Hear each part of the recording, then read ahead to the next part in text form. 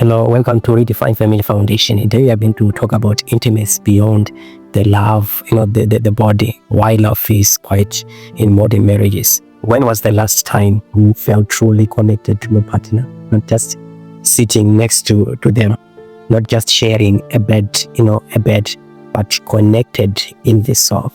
Because we live in a generation where people touch every day, but feel lonely every night.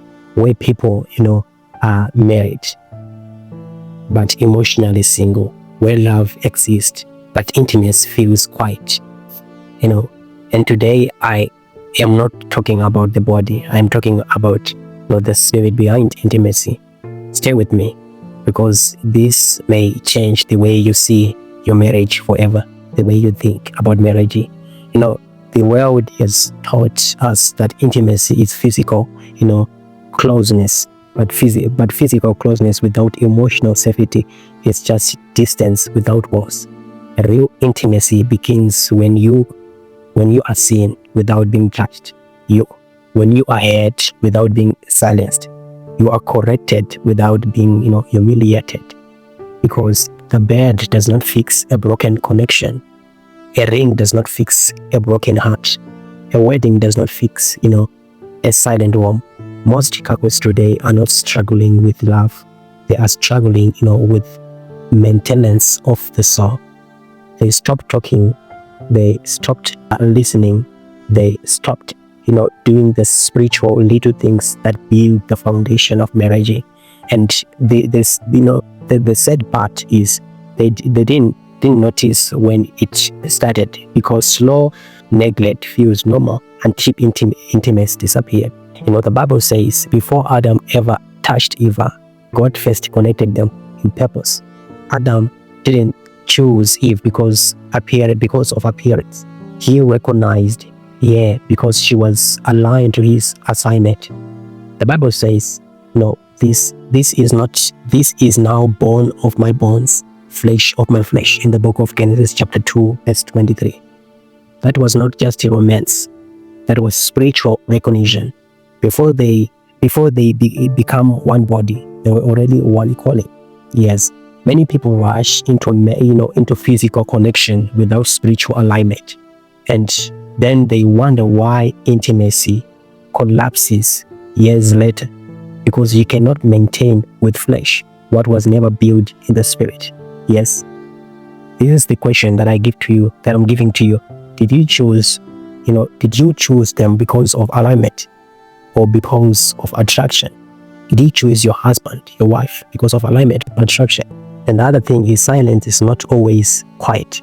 Sometimes silence sound like cold replies, short answers, avoided conversation, emotional distance, pretended peace.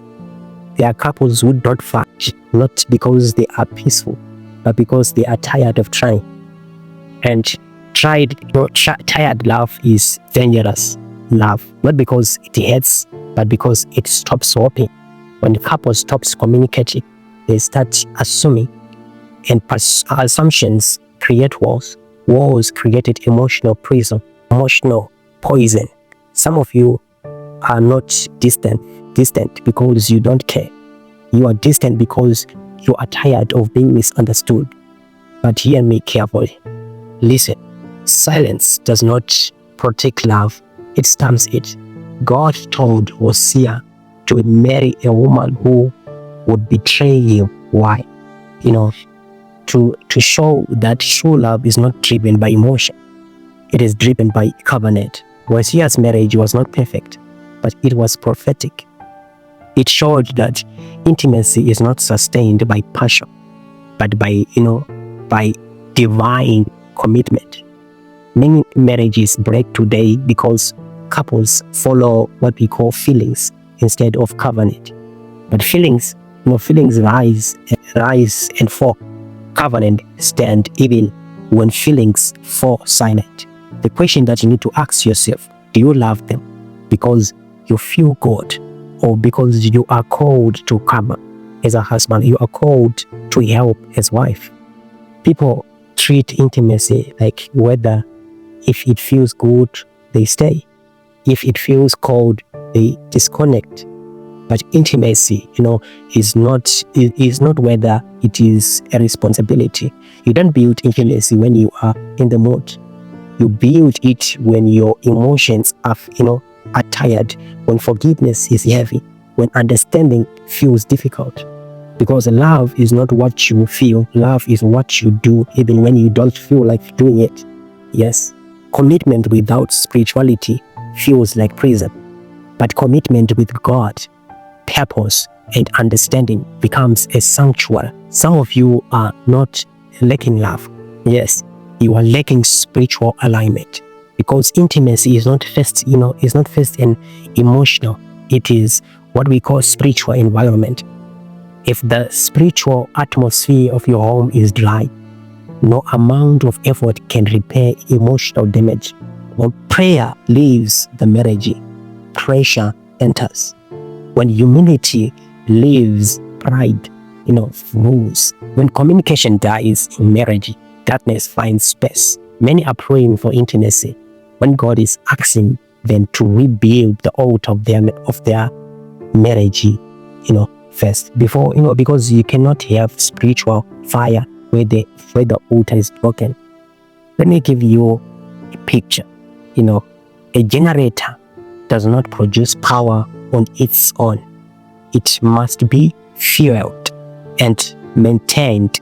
You cannot abandon a generator for months and suddenly expect to light. Intimacy is the same.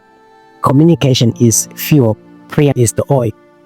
Pressure, presence is the engine.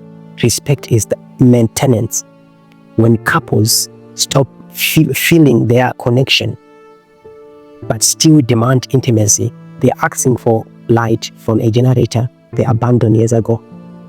What did you stop? What did you stop feeling? No, but now you expect to shine. Yes. When did you last ask your partner, how is your heart? Not how was your day? When did you last ask your wife? What did you start sleeping? Yes. When did you start sleeping next to someone or dreaming alone? Maybe love didn't leave.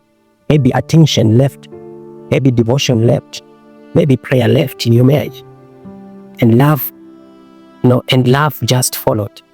So I will leave you with this. Are you still married in public but separate in the spirit? And if so, what are you rebuilding first? Your pride or your connection? If this message spoke to your heart, I need you to comment altar below and tell me, what do you think? What do you think destroys marriage more today? Silence or pride? And please subscribe and follow this page for more spiritual message on love, marriage, and purpose. Because this generation does not just need motivation, it needs restoration. So may God bless you. Thank you.